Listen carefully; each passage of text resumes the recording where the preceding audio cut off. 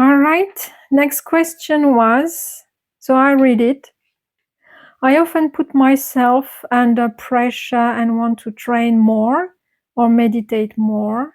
I have the feeling that this is taking the fun out of it. And that's causing me to suffer. Am I right in assuming that it is just craving? And if I give up the desire, would I no longer suffer from it? So that's, yeah. So wanting to train more, so it can be in Qigong, martial art, any kind of physical activity or any kind of artistic activity, or meditate more. So, yes. And it's causing suffering, and is that just craving? So there are two kinds. Craving is also known as desire. So of course I would say that desire to get more, to change oneself in order to be a better person, in order to be a better meditator, or thinking that, of course, that through that transformation we will finally be happier. Then I would say that yes, it's craving.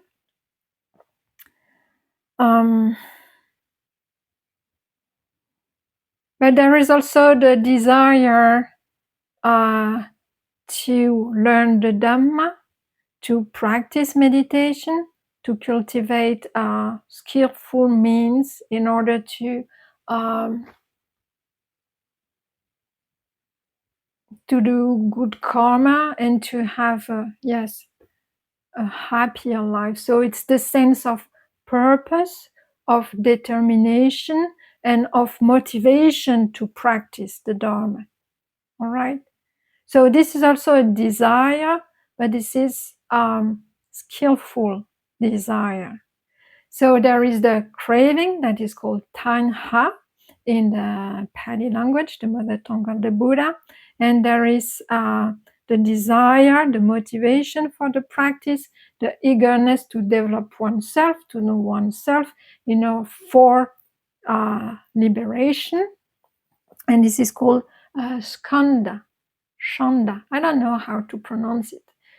I can spell it. It's C-H-A-N-D-A.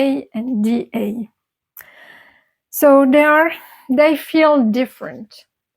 So the craving, which is the source of suffering, tanha, it is felt as a kind of fire. So it consumes you. It's like, it can be very subtle, but it's like wanting something, but as if you want to take some kind of hot charcoals. You know that you really want them, and you know that if you take them in your hands, it will burn you somehow. And it feels like when you go, I don't know, to the shop, or you want the next thing, or you are comparing yourself to someone who is very fit, or who can do some extraordinary, I don't know, physical movements, kung fu or so on, and you see that and you say, I want to become that, or I have to train more in order to do that. And it starts to burn yourself, because you start to to think about it, to wanting, to desire it, and to strategize, and with that there is the feeling that you are not good enough, and that if you change that or obtain that object or obtain that goal, then finally you will be happy.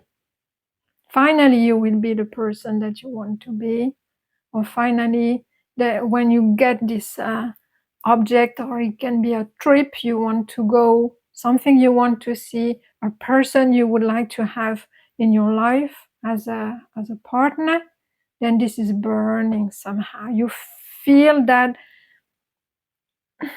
as long as you do not have it, you feel very unsatisfied, and then most of your life then starts to um, be obsessed around that idea, right? And it feels really not like all your energy starts to be concentrated around strategy to get it, to have more money to buy that, or it can be also around food, something that you need to taste in your restaurant, or yeah, it can be on every kind of sensual objects. So this is tanha, the desire for becoming. And there is chanda, the motivation, determination, eagerness to develop, cultivate meditation, learn the Dharma, investigate. And this, you need that. You need it. You need this determination to every morning, every day. You sit, you say, I want to discover, I want to inquire. In spite of the pain, in spite of the difficulty, it can take the form of courage, if you want to give it a name. But this is, let's say, the fuel that will bring you back to the cushion over and over again. So this is a skillful means on the way, on the noble path. I'm just reading again the question because there is a third aspect that I would like to treat. And this is, if I gave up the desire or the craving, would I no longer suffer from it? So I've said it several times, and it's important now to understand. All right. So you do not get rid of this kind of desire by wanting it. Okay? Because this is a desire to not be, to not have desire. So then it's kind of a loop, right? So I said that there are three causes, three roots of suffering, and there are craving for sensual desires, craving for becoming, craving for non-becoming. And when you want to get rid of the desire, then we can say that it turns into the desire to not become a desireful, a person with desires. So you see, and then you keep suffering. I shouldn't, I should give up my desire to practice and to train more. And then it's more and more. It's another fire, because, and you say there is no way out of it. What is the way out of it then? Well, what it is saying, the Buddha's teaching, that that really the root cause, even for craving, is actually ignorance. And this is the dissolution of ignorance that will actually, let's say, cut off the craving. So what does it mean then?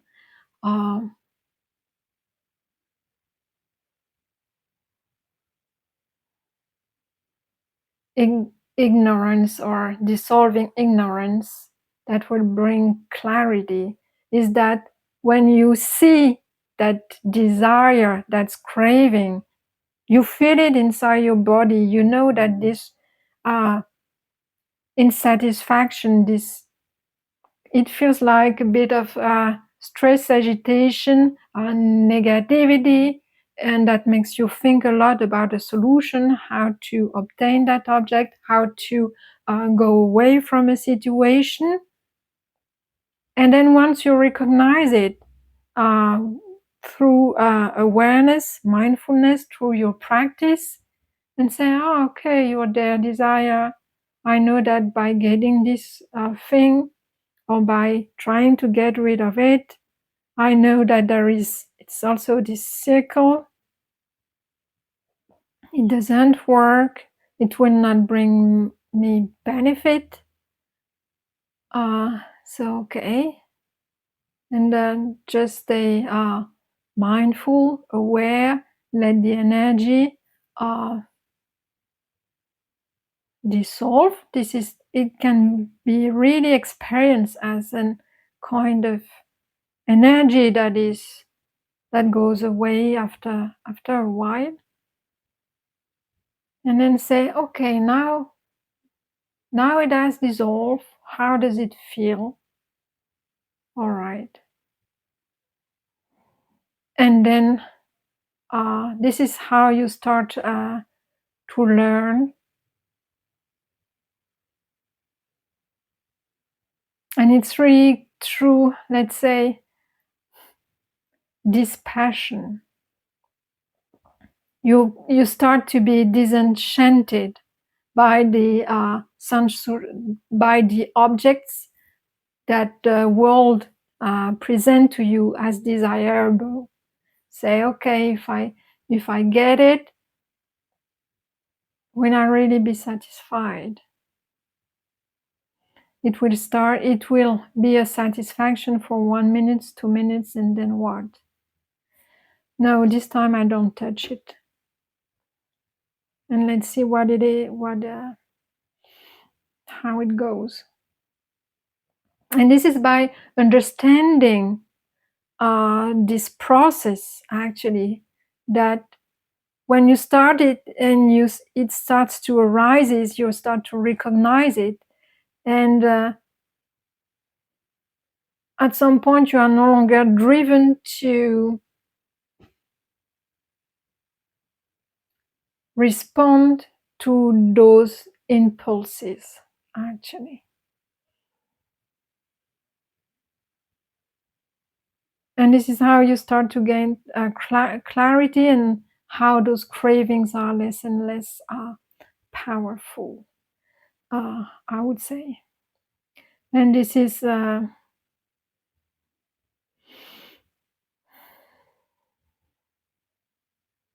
this is the way, developing knowledge, understanding, wisdom. And how do you do that? Of course, the more you do that during sitting meditation, through insight practice, the more you are able to actually feel this rise of fire, of energy into your body, your heart, your mind during daily activities. And renounce. And also, of course, the training is to restrain the senses. So I would say that there is this simile that he said that if you do not want to make the water ripple, then don't touch it. That means that if you do not want to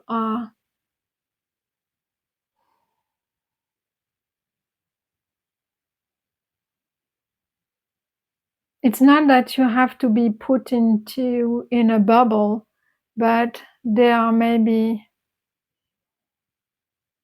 ways to I mean, you can also, if you do not want to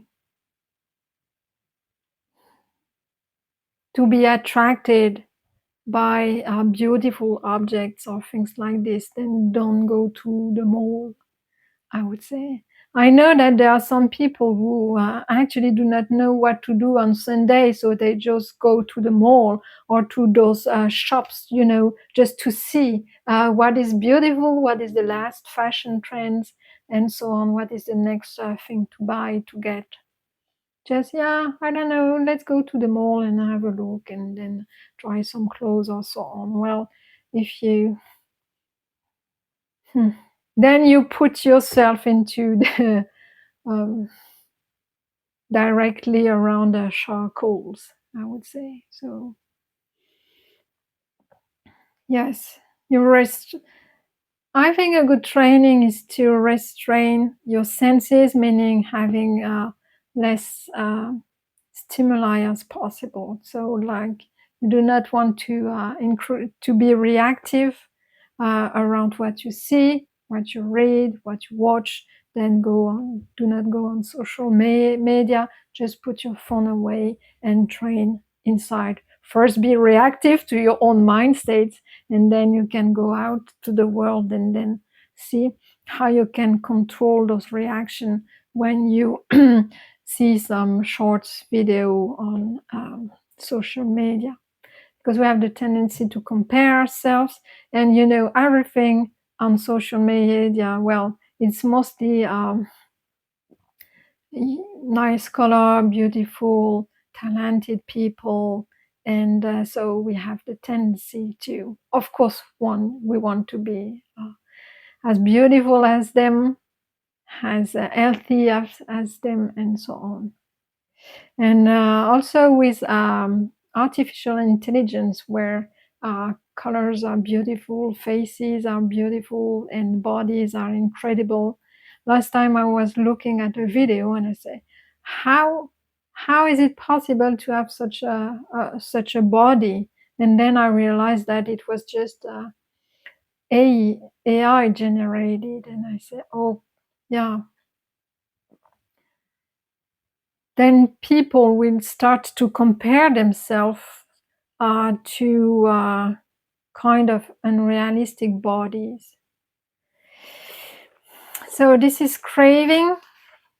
You can restrain your senses and train with meditation, inquiry inside. Shanda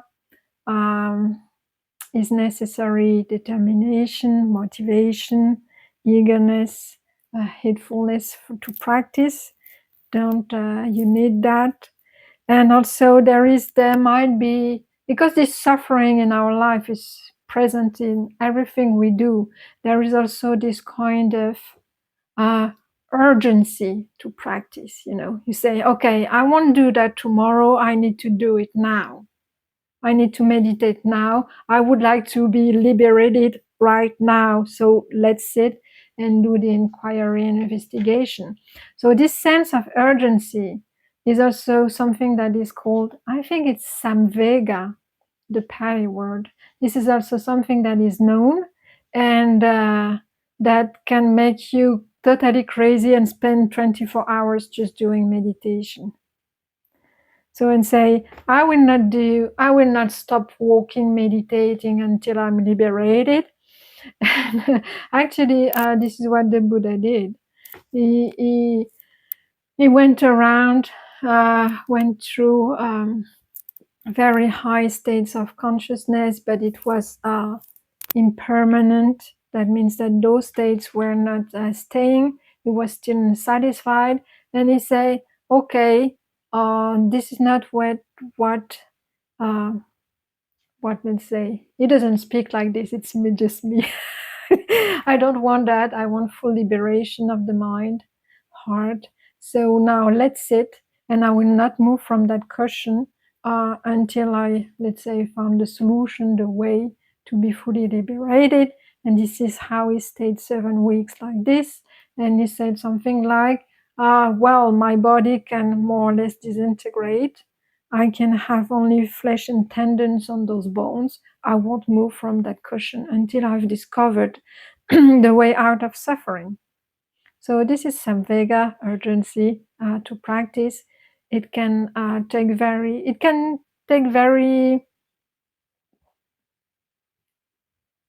a kind of serious aspect of the practice. It's important when it happens that if you have kids or elders to take, or some responsibility, duties, then you have to find a balance, because it's really important that you just, when it happens, this sense of urgency for let's say, very serious practitioners that want to discover, that want to be awakened, there can be this feeling that if I wouldn't have my family, my children, and so on, if I would live to Burma or to China or to Asian in a retreat center for 3 months, then I would be awakened. And then you have this tendency to want to change your situation to exactly do that, because this sense of urgency would push you, and then you might take some decisions that you can regret later. If that happens, then it's always better to go to refer to your master, to your guide, and ask for advice, because otherwise it can be so strong that you want just to leave your household responsibilities, family, and to isolate yourself in a cave. I'm not joking. All right. So it's now